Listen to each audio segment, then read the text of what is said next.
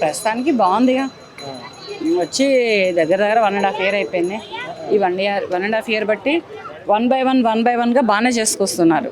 చంద్రబాబు నాయుడు గారే కానీ, పవన్ కళ్యాణ్ గారే కానీ, నారా లోకేష్ గారే కానీ, ఆ పైన ఉన్నటువంటి హెడ్ అయినటువంటి మన మోడీ గారే కానీ బాగానే చేసుకొస్తున్నారు. మరి పవన్ కళ్యాణ్ గారు ఎలా చేశారు ఈ 2 yearsలో? అంటే అనుకున్న ఎక్స్ప్రెస్కి రీచ్ అయ్యాడా? అంతకు మించే రీచ్ అయ్యారుగా. కాకపోతే ఏంటంటే కొద్దిగా సినిమాలు ఈ 2 yearsలో ఒక 2 సినిమాలు రిలీజ్ అయినాయి అతనే. దాని మీద ఆ సినిమా ప్రపంచాన్ని అటు రాజకీయ ప్రపంచాన్ని రెండింటిని లెవెల్ చేసుకుంటూ ఒక రేంజ్లో పర్లేదు ప్రస్తుతానికి. ఇప్పుడు కూటమి ప్రభుత్వం ఆటో వాళ్ళకి 15,000 ఇస్తుంది కదా, సో అది ఎలా అనిపించింది మీకు? సంతోషం. ఇప్పుడు కూటమి ప్రభుత్వం ఆటో వాళ్ళకి 15,000 ఇస్తుందంటే మహిళలకి ఫ్రీ బస్ పెట్టారు.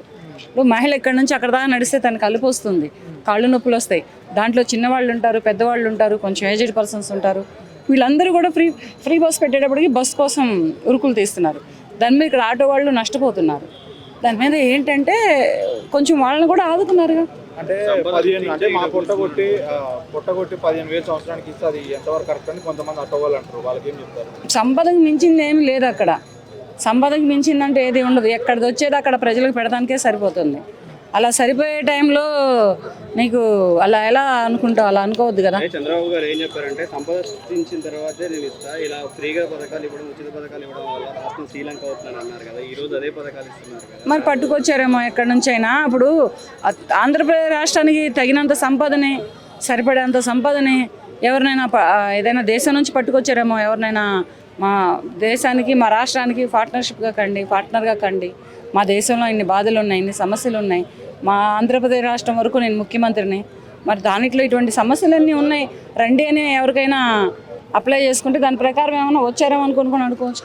వచ్చుంటే అఫీషియల్ ఖచ్చితంగా అనౌన్స్ చేస్తారు కదా మేడం, ఎందుకంటే అది అచీవ్మెంటే అవుతుంది కదా రాష్ట్రానికి.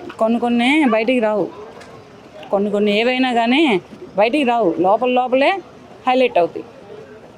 అంటే ఇప్పుడు నారా లోకేష్ వచ్చి ఆ యువగలం పాదయాత్ర టైంలో ఆ ఉద్యోగాలు వస్తాయి తప్పకుండా, వచ్చిన 2 నెలలలో ఉద్యోగాలు తెప్పిస్తాం అది అని అన్నారు కదా. ఇంతవరకు ఎన్ని ఉద్యోగాలు వచ్చాయంటారు యువతకు? వస్తాయిలే, కంగారెందుకు. చెంబుడు నీళ్ళకైనా ఉలికి పడితే బిందె నీళ్ళు ఎవరు పోసుకోవాలి? మిగతా సముద్రం కూడా ఏదో ఎవరేదాలి. 1 by 1గా చేసుకొస్తున్నారు కదా. ఇప్పుడు మోడీ గారితో చెప్పుకోను, లేకపోతే వేరే దేశస్తుడితో చెప్పుకోను, మరి పెట్టుకొని చేసుకొస్తున్నారు కదా. అలాగే నెమ్మదిగా వస్తాయి అన్నీ.